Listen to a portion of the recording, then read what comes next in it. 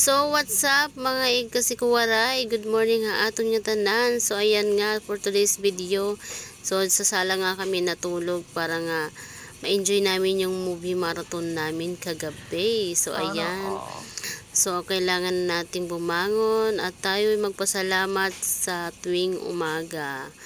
Kada umaga tayo magpasalamat na tayo ay gumising pa at bihayaan tayo ng maraming blessing at ingatan ng ating mga mahal sa buhay. So, ayan nga guys, pagkagising ko nga ay agad akong pupunta sa kusina para naman asikasuhin yung aking pagmumuka na ewan ko kung mukha pa ba yan dahil nga wala nang kaayos-ayos, haggard na tayo dyan.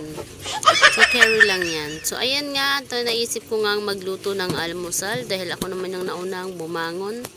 So, buksan natin ang ating rep na wala namang laman. So, ayan. Naisip ko nga magluto ng talong. Sana all talong. So, ayan.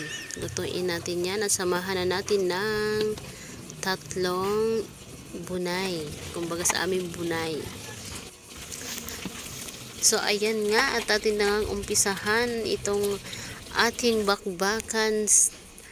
Kailangan nating lutuin na para tayo ay kumain na ng maaga.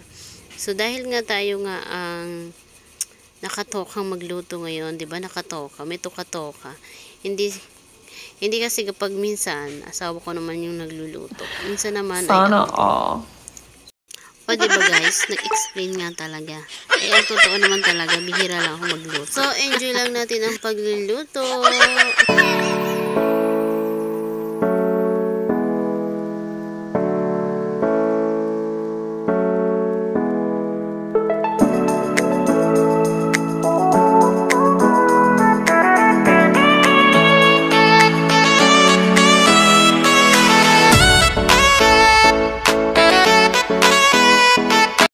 So, ayun nga, bago natin makalimutan, tayo muna ay uminom ng barley. Ito ay routine ko na tuwing umaga.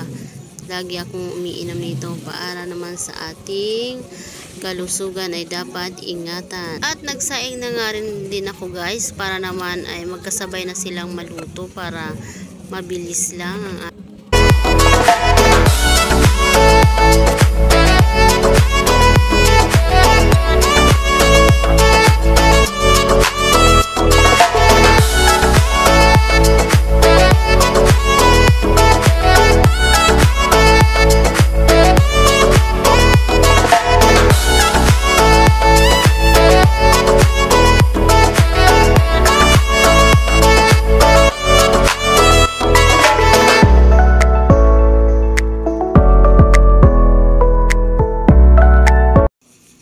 So, ayan nga, at tayo na nga ay nakapagluto na, at ayan, dahil nga, so, ayan nga, tayo nga ay nagluluto na, at ito na nga, prinito ko na nga yung mahiwagang talong. Good morning. So, ayan, nakahiga pang aking mag-ama.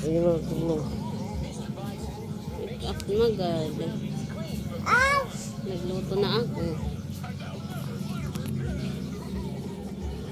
I have done. Tapos na ako magluto ng almusal. At pinagtimpla ko na nga din ng kape ang aking asawa. At yan, naisip na nga namin na dito na naman kami kumain sa sala. Di ba, paborito namin yung sala kainan. So, ayan nga. Thank you for watching guys.